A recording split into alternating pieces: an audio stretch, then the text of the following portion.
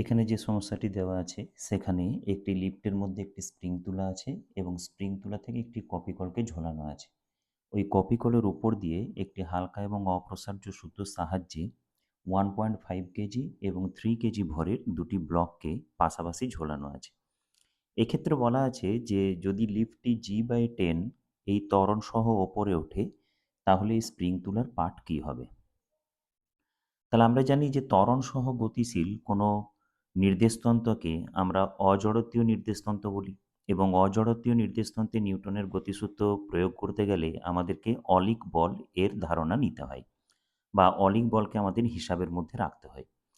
তাহলে যেহেতু লিফটটি বা সমগ্র সংস্থাটি এক্ষেত্রে G/10 ত্বরণ নিয়ে ওপরের দিকে উঠছে, সুতরাং এ এবং বি এই দুটি ব্লকের ওপর এই গতির বিপরীত দিকে একটি বল অলিক বল কাজ করবে যার মান হবে m/G/10, অর্থাৎ ব্লকগুলির ভর ইন্টু হচ্ছে এই নির্দেশতন্ত্রের ত্বরণ। এটি কিন্তু যেদিকে নির্দেশতন্ত্রটি গতিশীল তার বিপরীত দিকেই অলিক বলটি কাজ করবে। সুতরাং আমরা ধরে নিতে পারি যে এখানে সুতোর টান হচ্ছে টি, দুটি ব্লকের ক্ষেত্রেই সুতোর টান একই হবে কারণ একটিই সুতো, এবং আমরা ধরে নিচ্ছি যে এই কপি কলটির সাপেক্ষে, যেটি আমাদের 1 নাম্বার কপি কল আমি বলছি, এই কপি কলটির সাপেক্ষে ধরা যাক বি ব্লকটি নিচের দিকে এ ত্বরণ নিয়ে নামছে, সুতরাং সেক্ষেত্রে এ ব্লকটি ওপরের দিকে এ ত্বরণ নিয়ে উঠবে, কারণ আমরা জানি এই সুতোটির দৈর্ঘ্য নির্দিষ্ট, সুতরাং বি ব্লকের দূরত্ব কপি কল থেকে যতটুকু বৃদ্ধি পাবে এ ব্লকের দূরত্ব কপি কলের সাপেক্ষে ততটুকুই হ্রাস পাবে। বি ব্লকের জন্য যদি আমরা মুক্তবস্তু চিত্র আঁকি তাহলে আমরা পাচ্ছি বি ব্লকটির ক্ষেত্রে ওপরের দিকে ক্রিয়াশীল সুতোর টান হচ্ছে টি, নিচের দিকে ক্রিয়াশীল ব্লকটির ওজন হচ্ছে 3g, এবং আমরা যেটি বললাম অলিক বল, এই অলিক বলের মান হচ্ছে m ইন্টু নির্দেশতন্ত্রের সরণ। তাহলে এখানে m অর্থাৎ 3 আর নির্দেশতন্ত্রের ত্বরণ হচ্ছে G/10, এবং এটি কিন্তু যেদিকে নির্দেশতন্ত্রটি গতিশীল ত্বরণ সহ তার বিপরীত দিকে ক্রিয়া করবে, অর্থাৎ এক্ষেত্রে নিম্নমুখে কাজ করবে 3g/10, এটি হচ্ছে অলিক বল।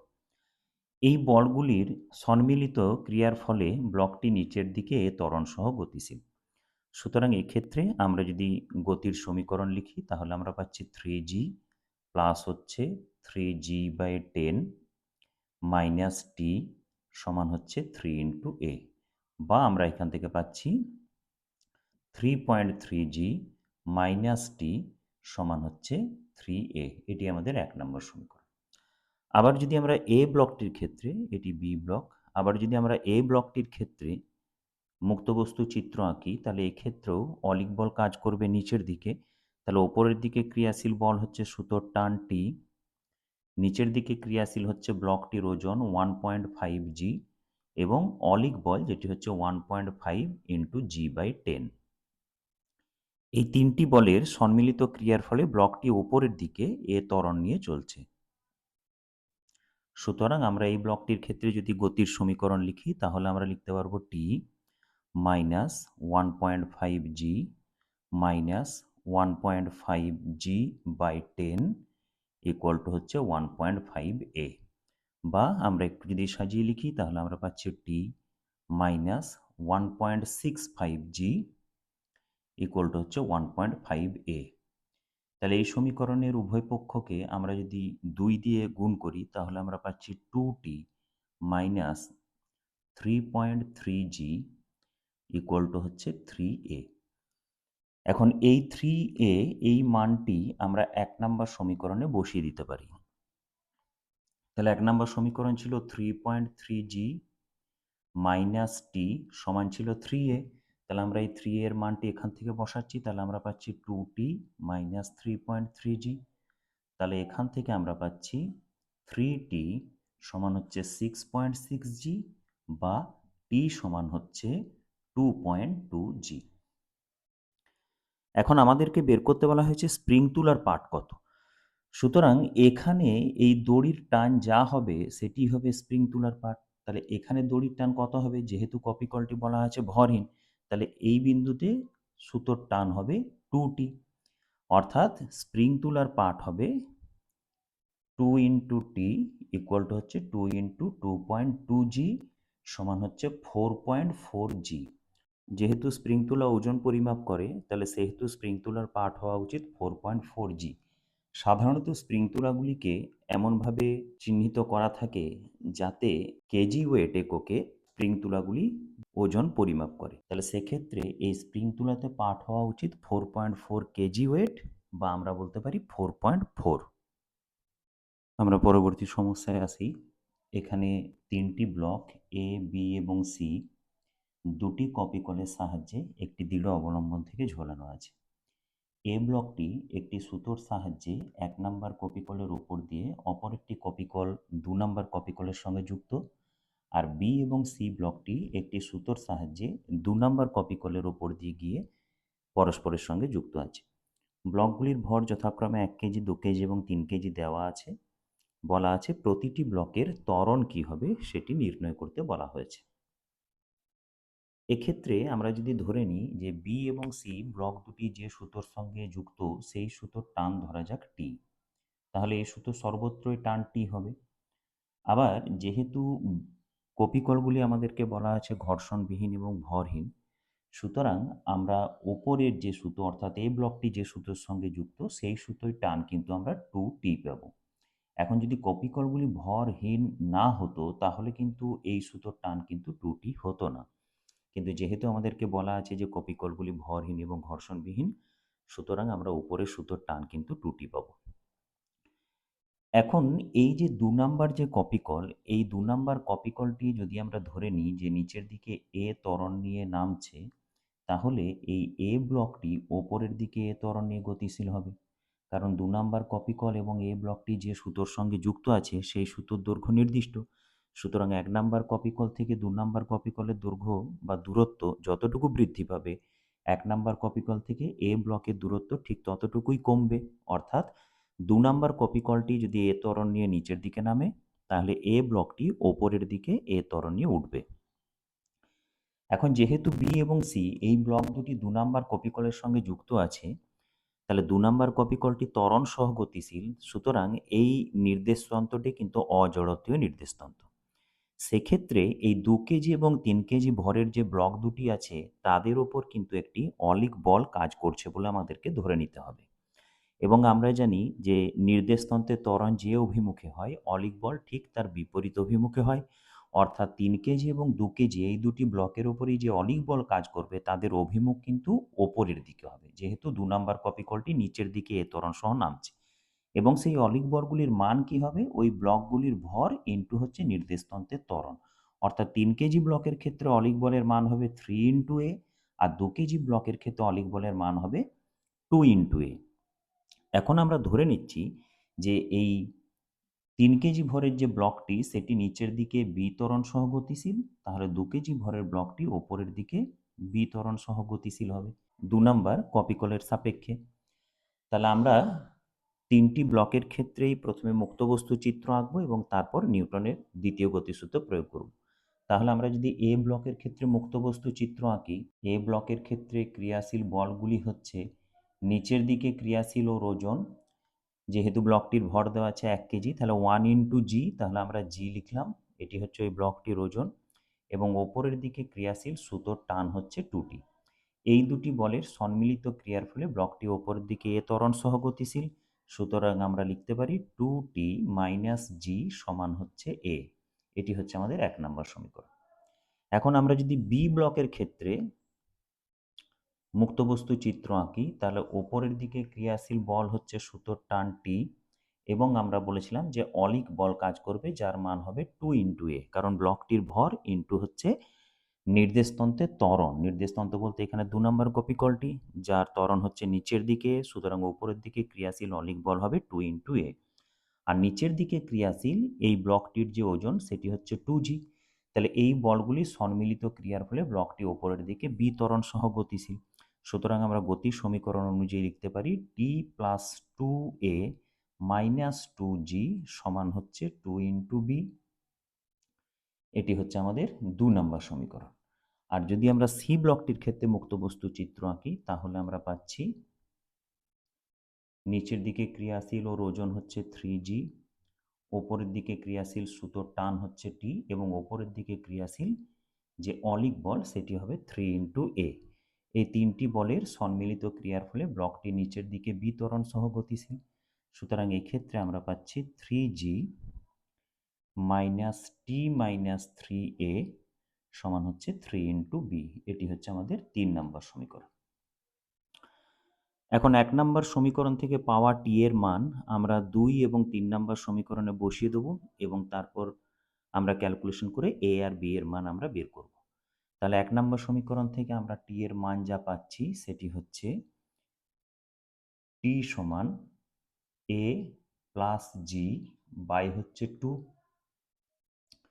এখন 2 নম্বর সমীকরণে এই টি এর মান যদি আমরা বসাই তাহলে আমরা পাচ্ছি A plus G by 2 plus 2A minus 2G সমান হচ্ছে 2B। তাহলে এখান থেকে আমরা পাচ্ছি A plus G plus 4A minus 4G সমান হচ্ছে 4B। অর্থাৎ এখান থেকে পাওয়া যাচ্ছে 5A মাইনাস 4B সমান হচ্ছে 3G। আচ্ছা, যদি আমরা 3 নম্বর সমীকরণে টি এর মান বসাই তাহলে আমরা পাচ্ছি 3G minus A plus G by 2 minus 3A সমান হচ্ছে 3B, বা এখান থেকে আমরা পাচ্ছি 6G মাইনাস এ মাইনাস জি মাইনাস 6A সমান হচ্ছে 6B, বা আমরা এখান থেকে পাচ্ছি 7A প্লাস 6B সমান হচ্ছে 5G। এখন এই দুটি সমীকরণ সমাধান করে আমরা এ এবং বি এর মান বের করতে পারি।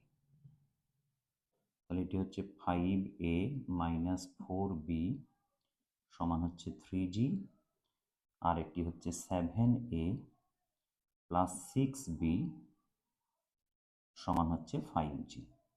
এখন এই সমীকরণটাকে আমি 3 দিয়ে মাল্টিপ্লাই করলাম আর এটিকে 2 দিয়ে মাল্টিপ্লাই করলাম, তাহলে আমরা যেটি পাচ্ছি সেটি হচ্ছে 15A মাইনাস 12B সমান হচ্ছে 9G, আর এটি হচ্ছে 14A plus 12B equal to 10G। সমীকরণ দুটিকে যোগ করে দিলে আমরা বি এখান থেকে ক্যান্সেল হয়ে যাচ্ছে, তাহলে 29A সমান হচ্ছে 19G, যার অর্থ এ সমান হচ্ছে 19/29G। অর্থাৎ এ ব্লকটি 19/29G ত্বরণ নিয়ে ওপরের দিকে গতিশীল হবে। এখন যে কোনো একটি সমীকরণে আমরা যদি এ এর মান বসিয়ে দিই তাহলে আমরা এখান থেকে বি এর মান বের করতে পারবো। তাহলে আমরা এই প্রথম সমীকরণটিতে এর মান বসাচ্ছি, তাহলে 5 × 19/29G মাইনাস 4B সমান হচ্ছে 3G, 4B সমান হচ্ছে 95/29G মাইনাস 3G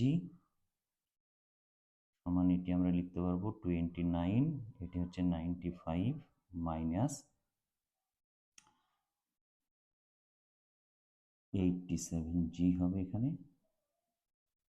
তার অর্থ হচ্ছে বি সমান হবে 8/29 × 4 ইন্টু জি সমান হচ্ছে 2/29 × জি। তাহলে আমরা বি এর মান পেলাম, বি এর মান হচ্ছে 2/29 × জি।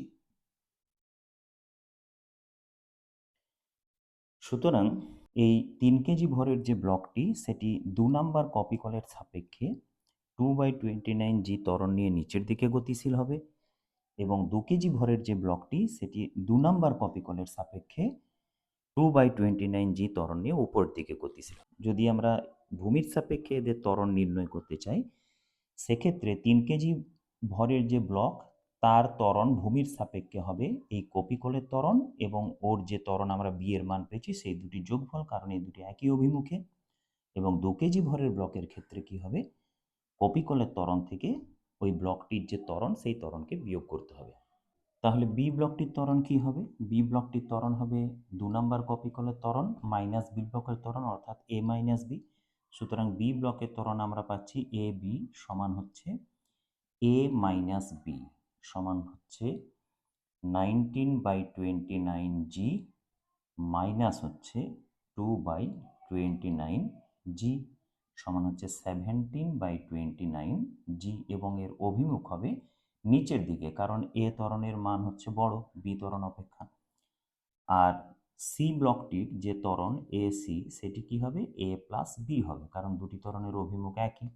তাহলে এক্ষেত্রে এর মান হচ্ছে 19/29 জি প্লাস হচ্ছে 2/29 জি সমান হচ্ছে 21/29 জি এবং এক্ষেত্রে এরও অভিমুখ হবে নিচের দিকে।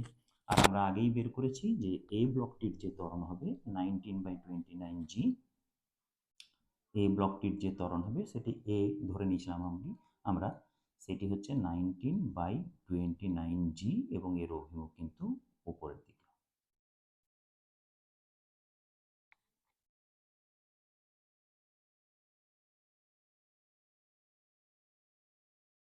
সুতরাং ব্লক তিনটি যথাক্রমে এ বি এবং সি। এ ব্লকটি 19/29 জি ত্বরণ নিয়ে উপরের দিকে গতিশীল হবে, বি ব্লকটি 17/29 জি ত্বরণ নিয়ে নিচের দিকে গতিশীল হবে এবং সি ব্লকটিও 21/29 জি ত্বরণ নিয়ে নিচের দিকে গতিশীল হবে।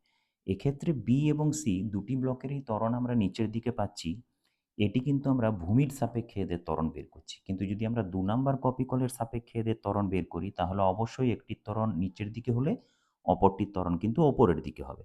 কিন্তু যেহেতু আমরা ভূমির সাপেক্ষে এদের ত্বরণ বের করছি তাহলে সেই জন্য এদের দুটি ত্বরণই কিন্তু নিচের দিকে হবে।